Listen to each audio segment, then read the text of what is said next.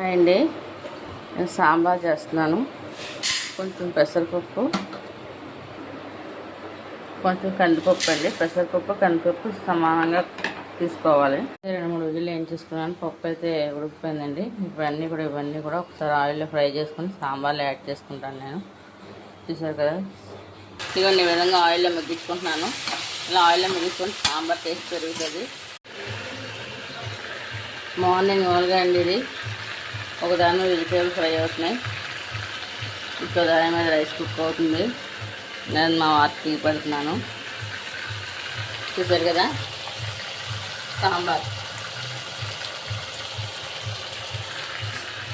4 స్టవ్లు ఉన్న 4 బండ్ల స్టవ్ తీసుకోండి. ఉదయం మన క్యారీ త్వరగా అవుతుంది, చాలా యూజ్ అవుతుంది.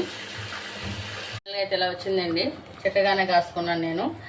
Sambar long video channel name కింద ఇస్తాను, ఒకసారి చూడండి. ఇలా కాస్తే సాంబార్ అంటే తినలేని వాళ్ళు కూడా ఇష్టంగా తింటారు. ఇక బాయ్ అండి.